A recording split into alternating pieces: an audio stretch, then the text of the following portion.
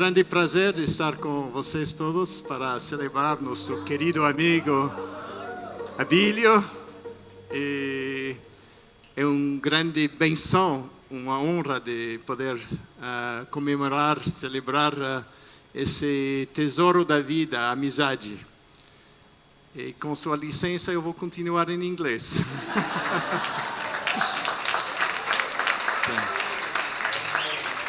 So my passion I've had since I was a boy is helping people get to yes. Now, negotiation, the way I define it very simply and very broadly, is the act of back and forth communication. You're trying to reach agreement with someone else.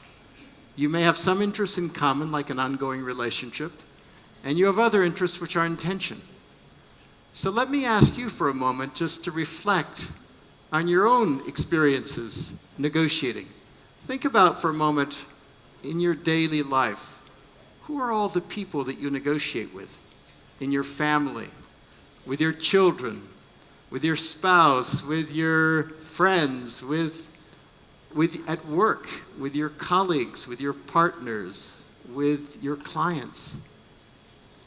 I just have two questions for you. One is, if you think about all those negotiations and think about it in terms of it's just back and forth communication, trying to reach agreement on some issue, however small, how much time do you think you spend engaged in that process of communicating back and forth, trying to reach agreement with all of those people in your lives? What percentage of your time would you say it was, just out of curiosity? What would you say? 80%? 90%? All the time? How many of you say it's at least half my time? Metade or mais, okay. So whatever fraction it is, it's a much larger fraction than what we imagine it to be. Because we're negotiating in that sense from the time we get up in the morning to the time we go to bed at night, not to speak of negotiating in our sleep with ourselves. Let me ask you one other question. If you think about the last 10 years of your life, you know, maybe you've gotten more authority in your organization or whatever, would you say that the amount of negotiating you're doing now is the same as it was 10 years ago? Or has it gone down? Or has it gone up, the amount of negotiating that you're doing? How many would say up? So what you're seeing there is what I call the negotiation revolution. And it's taking place in every country around the world, which is a revolution in the way in which we as individuals or organizations or societies make decisions. It's become the preeminent form of decision making.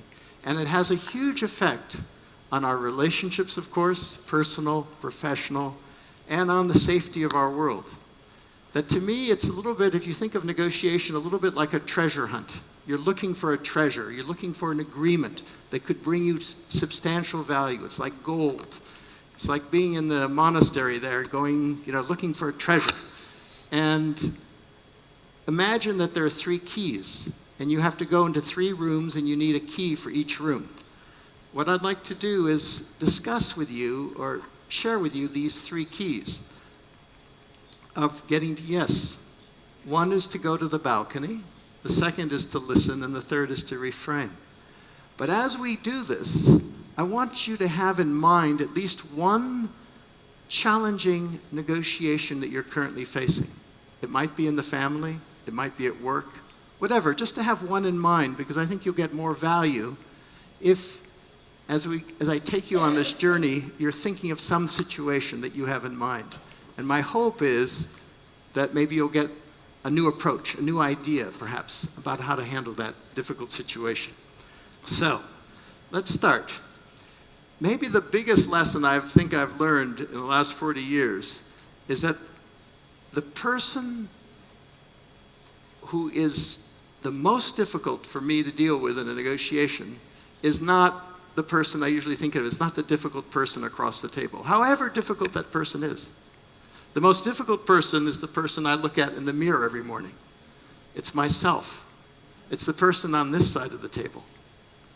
So the very first room, that biggest opponent, of course, can become our biggest ally. And that's the process that I think of as getting to yes with yourself. What goes on inside of us? And the key to get into that room is, I like to use the metaphor for many years, of going to the balcony. What is the balcony? The balcony is a place of perspective. It's a place of calm. It's a place of self-control. It's a place of mindfulness, right? It's almost like you're negotiating here up on a stage, and part of your mind, your heart, goes to a mental and emotional balcony where you can see things better, where you can notice what's actually going on. What is your key purpose in that negotiation? What is your deepest purpose? What is the call of your heart, the call of your soul in that negotiation? So that's the first step. That's the first room. Then that brings us to the second room, which is the room that has to do with the other person. And now that you've opened up the key, you've gotten into yourself, this allows you to do the second act, which is the key in negotiation, which is the ability to listen, to step to the other person's side, to put yourself in their shoes. And listen, if you observe the behavior of successful negotiators, you'll find that they listen far more than they talk. We think of negotiation as talking. We hear it described as talks. There were talks here or talks there. Actually, in its highest sense, it's listenings. That's really the key. So then that brings us to the third key. The third room has to do with the situation that you face, the conflict, the issue. How do you deal with that? Having gone to the balcony, having listened to the other, you're now prepared to exercise what I consider to be the greatest power that you have as a negotiator, which is the power to reframe, to change the game. To me, that's that ability to reframe, to not take all the limits that everyone puts on you as sort of foreordained, but to challenge them, just like Ellen Langer was telling us before lunch. That to me is key in negotiation because there's so much more potential there than we could possibly realize.